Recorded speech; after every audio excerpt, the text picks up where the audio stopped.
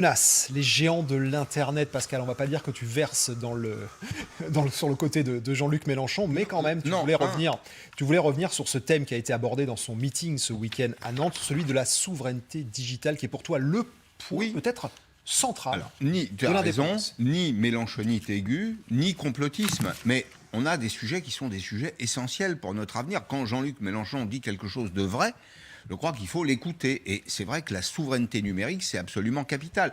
La souveraineté numérique, c'est la protection des données. Tout le monde comprend que les données des individus, des entreprises, des États, ça fait partie de la souveraineté nationale.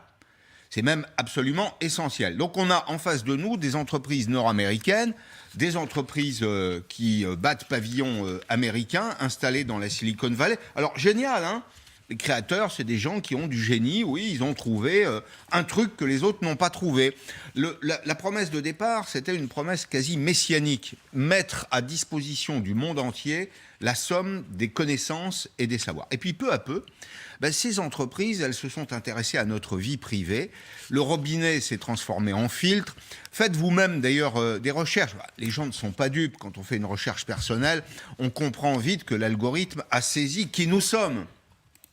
Ce que sont nos préférences, nos habitudes de lecture, nos habitudes de consommation, nos habitudes de voyage, comme disent les économistes, notre propension à payer. C'est-à-dire qu'ils savent à peu près tout de nous. Ils en savent autant, si ce n'est plus, que le banquier ou l'assureur. Donc, si vous voulez, c'est des gens qui ont la main sur notre vie absolument personnelle. À l'exception d'ailleurs d'une entreprise qui est Apple, toutes les autres GAFAM, Google, Amazon, revendent les données.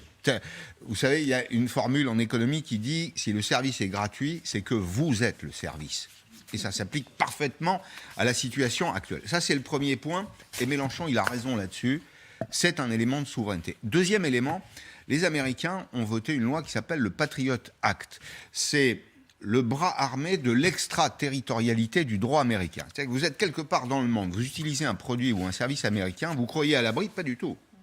Avec le Patriot Act, puisque vous avez utilisé les services d'une entreprise américaine, vous pouvez être attrait dans une procédure aux États-Unis, sur le territoire américain. Il y a des gens, je me rappelle de Frédéric Pierucci, numéro 2 d'Alstom, qui en a fait les frais. Il a passé 6 mois dans un quartier de haute sécurité pour un règlement de compte, parce que le Patriot Act a été utilisé, là encore, comme bras armé par le gouvernement américain, au service des entreprises américaines qui étaient en situation de concurrence avec des entreprises européennes.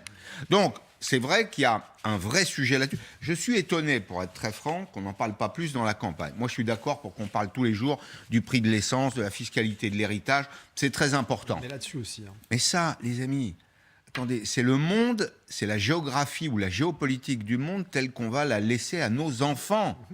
Est-ce qu'on veut devenir une colonie digitale américaine ? C'est une question aussi simple que celle-là à laquelle il faut répondre. Et ça commence par des conseils, notamment, je me disais, peut-être changer d'adresse mail, c'est ça ce que je me disais tout à l'heure. Enfin, voilà. Et puis ne pas mettre n'importe quoi sur Internet. On a emmerdé la police dans ce pays pendant des années parce qu'on ne voulait pas que les policiers constituent des fichiers. Qu'est-ce que vous faites sur Facebook ? Vous postez vous-même des indications sur votre vie privée. Bon, un peu de cohérence. Cadeau, il n'y a qu'à se baisser pour ramasser. Hein. Un peu de cohérence, oui.